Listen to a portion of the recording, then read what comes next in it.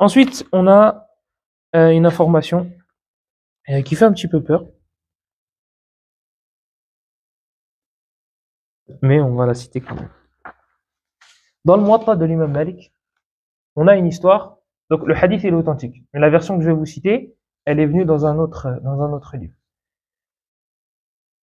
Bilal radiyallahu anhu, il était chargé de rester éveillé pour que lorsque le fajr retentira, lorsque le fajr sonnera, puisse réveiller les musulmans.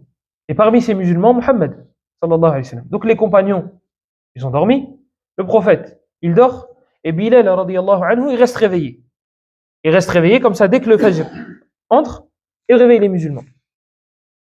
Et là, le hadith, c'est là qu'il commence à être intéressant. Il dit, Inna ash-shaytana ata Bilalan, faja'ala wa huwa qa'imun yusalli, fa'adja'ahu, faja'ala yuhaddi'uhu kama yuhadda as-sabi, hatta nam. Il dit que le shaitan, le diable, est venu voir Bilal, radiyallahu anhu, alors qu'il était en train de prier. Bilal, radiyallahu anhu, que vous connaissez tous. Hein? Les compagnons disaient lorsqu'ils voyaient Abu Bakr, ils disaient Sayyiduna a'taqa Sayyidana. Lorsqu'ils voyaient Abu Bakr, ils disaient c'est notre chef, Abu Bakr. Il a affranchi notre chef. Parce qu'Abu Bakr, il a acheté Bilal et il l'a affranchi. Il a dit notre chef, il a affranchi notre chef. Vous imaginez les hasanat qu'il a, Abu Bakr, radiyallahu anhu, il a acheté Bilal et il l'a affranchi. Et Bilal, radiyallahu anhu, c'est un des compagnons qui avait des mérites immenses. Bref, Bilal, radiyallahu anhu, il est chargé de rester réveillé. Bilal, il prie. Il perd pas son temps. Il perd pas son temps. Et vous savez, cette habitude, c'était ça faisait quasi unanimité chez les compagnons. Lorsqu'ils devaient faire quelque chose, lorsqu'ils devaient s'occuper de quelque chose, ils essayaient de le faire en mettant une adoration. C'est venu dans un autre hadith qu'un des compagnons gardait, ils étaient en train de faire le djihad, et les compagnons et le prophète sallallahu alayhi wa sallam ont dormi.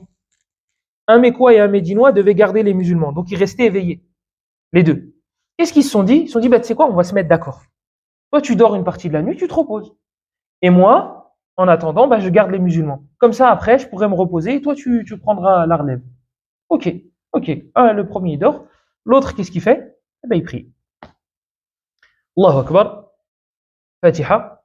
Il récite Al-Kahf. Surat Al-Kahf. Celle qu'on est censé réciter aujourd'hui. Il récite, et là, il reçoit une flèche. Il enlève la flèche, et il la pose. Et il reste en prière. Il reçoit une deuxième.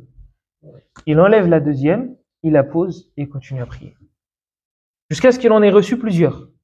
Quand il en a reçu plusieurs, il a fait le ruku', il a un petit peu accéléré sa prière. Il réveille son compagnon. Le compagnon, qu'est-ce qu'il voit? Il le voit dans un bain de sang. Il dit, ouais, Hak, malheur à toi, pourquoi tu m'as pas réveillé avant? Il a dit, j'étais en train de lire une sourate, je voulais pas la couper.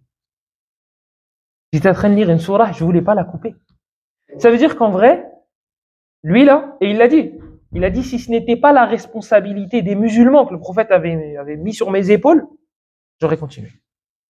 C'est-à-dire que lui, s'il n'avait pas cette responsabilité-là, s'il était tout seul, il serait mort en salat. Il serait mort en prière. Donc en fait, ils ont cette habitude-là. Lorsqu'ils ont quelque chose à faire, ils mettent une adoration dedans. Anas ibn Malik, il a demandé à Zayd ibn Thabit, radiyallahu anhu. Il lui a dit combien il y avait de temps entre le sahur du prophète sallallahu alayhi wa sallam et le fajr. Donc lorsqu'il jeûnait, il se levait pour manger juste avant l'aube, juste avant la prière de le fajr.